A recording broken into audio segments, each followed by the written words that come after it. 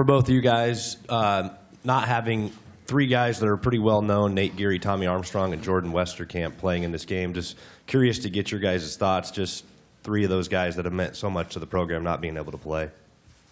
Yeah, without Tommy and Jordan, it's unfortunate. Both of those guys have meant a lot to Nebraska and our team, our program through the years. So it's unfortunate that we're not going to have them in that last game in their careers at Nebraska. It's unfortunate. The injury bug has kind of bit them, but they'll be there in spirit and helping out the guys on the sideline.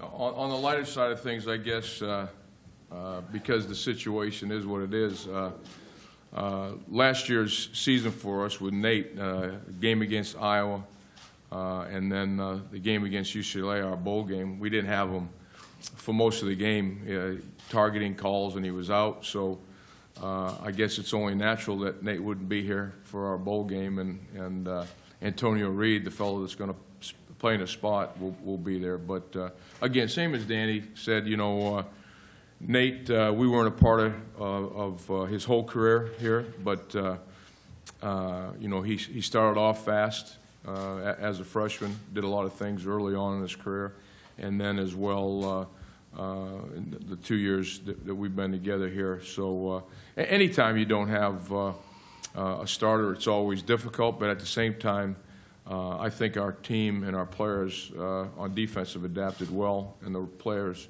that are in those roles right now have done a nice job this particular stint of practice.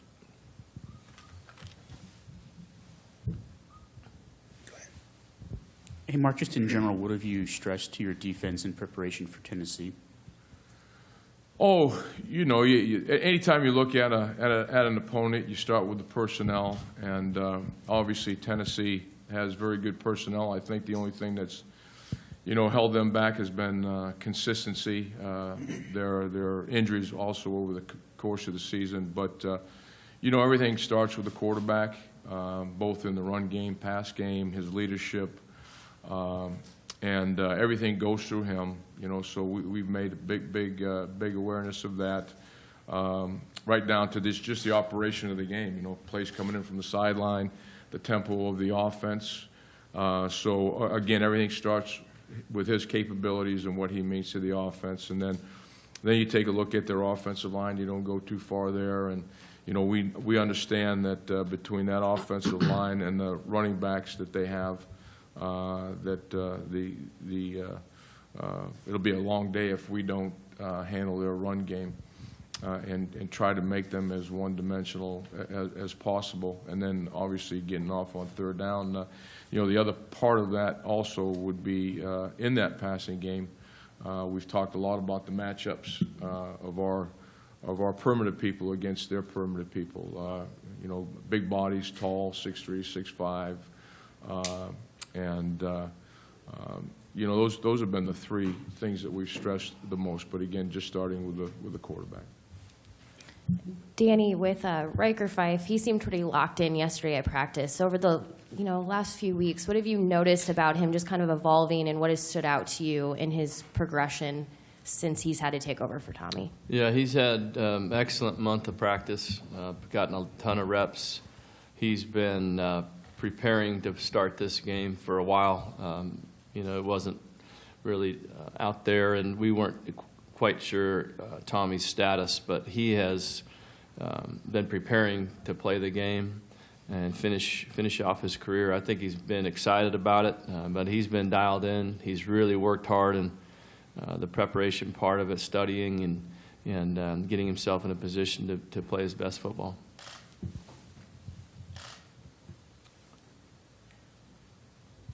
Danny, kind of following up on Riker, what do you see as some of his strengths, and do you think there's an advantage that you've had these weeks to get him ready for this game? Yeah, I think the advantage is just the practice time. He needed that. He hasn't had a ton of, 3 starts, so he needed some more work. That was helpful that we had this much prep time for the game.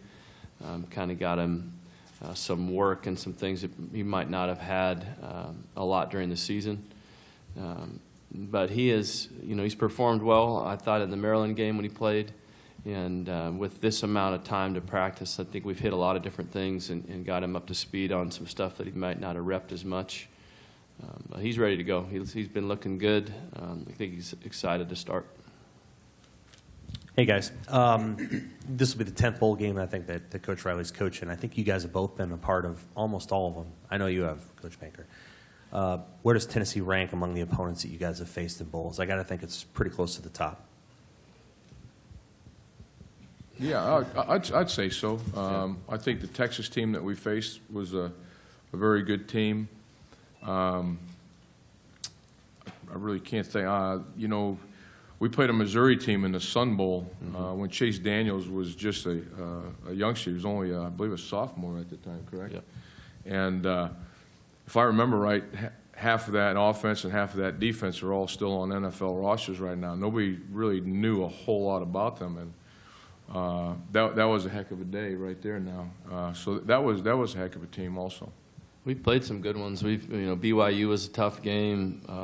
We played a real good Pitt team. Pitt team, yeah. We played Boise State in the Hawaii Bowl. We've had some tough ones, but these guys are talented. They're at least defensively as good a speed as we'll see. They've had their share of injuries, but I think they've shown to have talent across the board. They're going to be tough.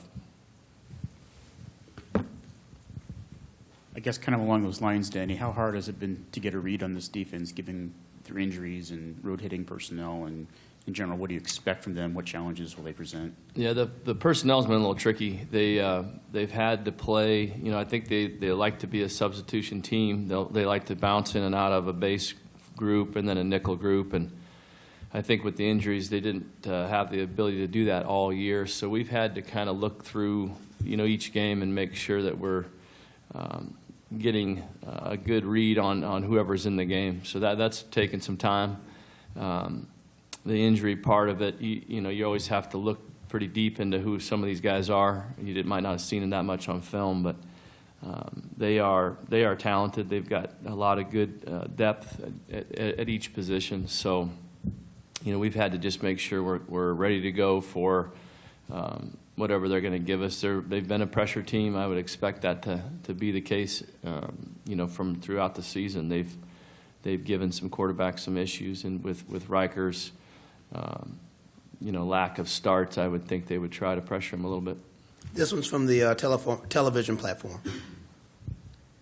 Hi there. When you use Reggie White and Derek Barnett in same sentence, which has happened a lot this season for the Vols, what are the challenges that you all face to try to contain a guy like Derek Barnett?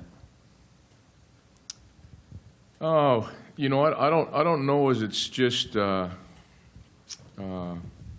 contain a person per se, as opposed to just the variations that they present to you, from a standpoint of their offensive attack.